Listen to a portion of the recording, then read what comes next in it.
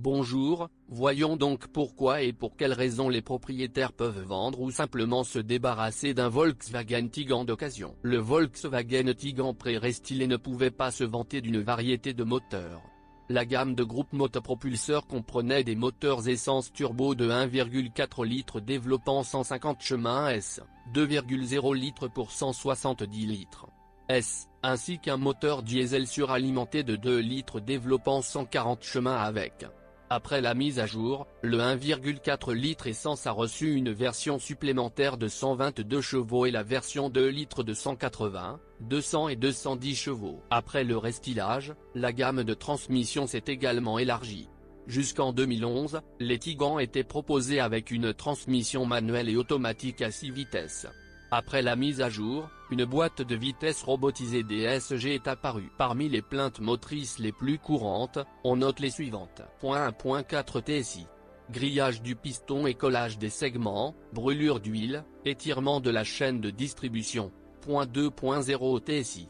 Blocage du papillon des gaz, abrasion et étirement de la chaîne de distribution, fuite d'huile. 2.0 TDI. Casse de courroie de distribution, panne d'injecteur de carburant. Quant aux transmissions, le plus gênant est le robot, qui surchauffe souvent dans les embouteillages et en tout terrain. La version optimale est considérée comme une modification avec un moteur à essence de 2 litres et un convertisseur de couple classique. Il vaut mieux prendre un Cross restylé avec un moteur de 180 chevaux. Il accélère jusqu'aux 100 premiers kilomètres en 9,6 secondes, consommant environ 9 litres de 95 en cycle combiné. Le Tiguan pré-stylé avec un moteur à essence du même volume atteint les premiers 100 km/h en 9,9 secondes et consomme en moyenne 10 litres de carburant. Lors du développement du Tiguan restylé, les Wolfsburger n'ont pas modifié la conception du châssis. Les deux voitures ont une suspension de type McPherson à l'avant et multibras à l'arrière. Les propriétaires de crossover ne se plaignent pas de la maniabilité, la voiture tient en toute confiance à grande vitesse et ne tombe ni ne roule dans les virages. Le premier Tiguan a une garde au sol impressionnante de 200 mm. À propos, tous les voyous ne peuvent pas afficher une telle garde au sol.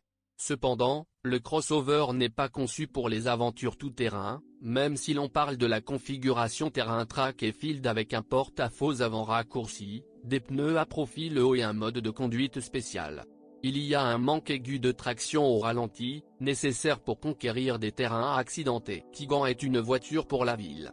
Il présente des dimensions modérées, longueur, 4426 mm, un petit rayon de braquage et de nombreux systèmes auxiliaires. Même les débutants n'auront aucun problème pour se garer dans les parkings exigus de la métropole. La version 7 places du Volkswagen Tiguan n'est apparue que dans la deuxième génération, la première génération est équipée de 5 places. Le conducteur et les passagers se sentent à l'aise même lors de longs trajets.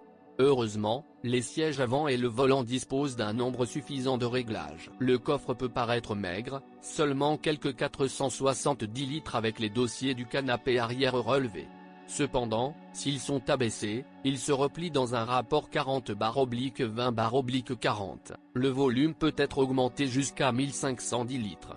Si vous rabattez également le siège passager avant, vous pouvez charger les portes intérieures dans la voiture en toute sécurité. L'équipement haut de gamme du crossover pré-restylé vous ravira avec un système climatique, 4 airbags et des sièges avant chauffants. Des options telles que le régulateur de vitesse, les optiques Big Xenon et les garnitures intérieures en cuir étaient proposées moyennant un coût supplémentaire. Le Tiguan mis à jour dans la version la plus chère dispose de 2 fois plus d'airbags, d'un assistant au démarrage ou en descente, de capteurs de stationnement arrière, d'une climatisation à 2 zones, d'une boîte à gants refroidie, d'une surveillance de la fatigue du conducteur, de vitres légèrement teintées et bien d'autres. Cloche et sifflet. Dans l'ensemble, le Tiguan est une voiture fiable, mais elle n'est pas sans problème. Souvent, les propriétaires de crossover de première génération se plaignent de panne de la direction assistée électrique causée par un grillage du câblage de la crémaillère de direction. Une autre plainte courante concerne la courte durée de vie des blocs silencieux arrière des leviers avant et des roulements de support. Ces éléments de suspension abandonnent après 40 000 km. Avant la mise à jour, les Tigans étaient équipés d'un embrayage à transmission intégrale Haldex 4, qui surchauffait au moindre patinage des roues et tombait en panne.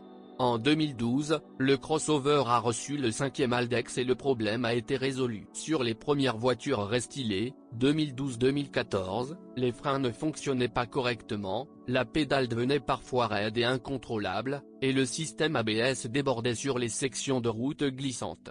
Il s'est avéré que la raison résidait dans le logiciel de l'unité ABS. Ces revendeurs l'ont mise à jour gratuitement dans le cadre d'une campagne de rappel. Lorsque vous recherchez un Tiguan, gardez à l'esprit que le prix réel d'un SUV est très différent de la moyenne, donc prendre un cochon dans un sac est pour le moins dommage. Pour vous assurer que la machine est techniquement et légalement propre, vérifiez son historique avant de l'acheter.